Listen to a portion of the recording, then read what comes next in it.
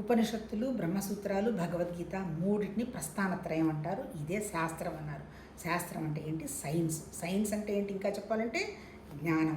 ఇప్పుడు ఏం చెప్పున్నారు? ఇప్పుడు అట్లానే ఈ సైన్స్కి సంబంధించిన విషయం ఈ మొత్తం ఉపనిషత్తుల సారం, బ్రహ్మసూత్రాలు, భగవద్గీత మొత్తం కూడా కలిపేసి 15వ చాప్టర్లో చెప్పటం జరిగింది. ఎట్లా చెప్పారు? నీకు సిద్ధాంతం చెప్పారు, సాధన చెప్పారు, నీకు ఎలా అనుభవం వస్తుందో చెప్పారు. అంటే ఒక్క 15వ చాప్టర్ కనుక కరెక్ట్గా అర్థం చేసుకుంటే భగవద్గీత అంతా అర్థమైనట్టే. నిజం చెప్పాలంటే భగవద్గీతలో 18 యోగాలున్నా చెప్పింది రెండిటి గురించి. 2 యోగం అంటే ఏంటి? కలయిక. ఎక్కడ కలయిక? నేను పరిపూర్ణమైనటువంటి నా జీవత్వ భావంలో నుంచి అపరిపూర్ణమైనటువంటి భగవతత్వ భావంలో కలయిక. ఎక్కడుంది ఆ భగవతత్వ భావన? అది కూడా మనతోనే ఉంది. అంటే ఇప్పుడు మన ఋషులు చెప్పింది ఏంటి? నువ్వు బలహీనరాలివి కాదమ్మా, భగవతత్వం నీ దగ్గరే ఉన్నది. కాకపోతే అది నువ్వు గ్రహించలేకపోతున్నావు అంటే నీ అజ్ఞానం వల్ల. ఏంటి అజ్ఞానం?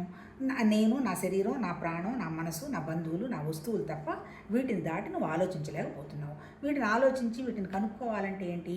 వాటి మీద నువ్వు కొంచెం పట్టు సాధించు. ఏంటి? ఈ కోరికలు సహజము, ఈ ప్రకృతి సహజము, ఆ తర్వాత పుట్టడం సహజము, వెళ్ళడం సహజము, ఆకలి సహజం, నిద్ర సహజం, భయం సహజం, సృష్టి సహజం. మరి అసహజమైంది ఏంటి? ఇవన్నీ సహజమైన వాటిలో నుంచి దాటి నాకు ఇంకా ఇంకా ఇంకా ఇంకా కావాలనేటువంటి మన కోరికలు అసహజం. ఈ అసహజమైనటువంటి కోరికల్లో నుంచి ఎలా బయటపడాలో మనకి మహానుభావులు, ఆ ఋషులు మనకి చెప్పటం జరిగింది. ఈ 15వ చాప్టర్లో ఏం చెప్పారు? ఇప్పుడు నువ్వు మన జీవితాలు తీసుకోండి. ఆది అనాది అన్నాడు. తర్వాత ఇంకేమన్నాడు? సనాతనం అన్నాడు. తర్వాత పుణ్యం ఏమంటారు దాన్ని? పురాణం అన్నాడు. అంటే అర్థం ఏంటి? ఎప్పటి నుంచో ఉన్నది కానీ నిత్య నూతనం. అంతే కదా. ఎప్పుడో భగవద్గీత చెప్పుండొచ్చు. మనం ఇప్పుడు మన బుద్ధితో చదువుకుంటున్నాము అంటే అది మనకి నిత్య నూతనమే. ఇప్పుడు నిజంగా భగవద్గీత చెప్పింది ఏంటి? మన దగ్గర ఉన్నవి 2 ఉన్నాయి. 2 కాదు 3 అనుకుందాం. ఏంటి? మన దగ్గర ప్రాణశక్తి ఉండబట్టే మనం బతుకున్నాం, లోపల జ్ఞానశక్తి ఉండబట్టే విషయం అర్థమవుతుంది.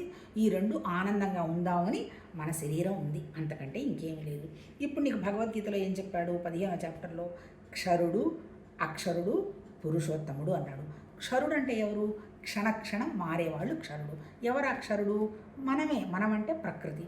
పంచభూతాలు మారిపోతూనే ఉన్నాయి. మన మనసు, మన బుద్ధి ఎప్పటికప్పుడు మారిపోతూనే ఉంది. మన అహంకారం, మన కోరికలు అవి కూడా మారిపోతూ ఉన్నాయి.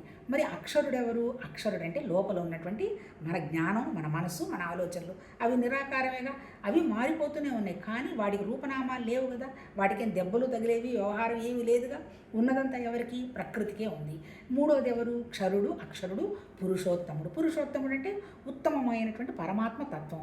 ఇప్పుడు ఈ జగత్తు, జీవుడు, ఈశ్వరుడు అంతా ఆ భగవంతుడు.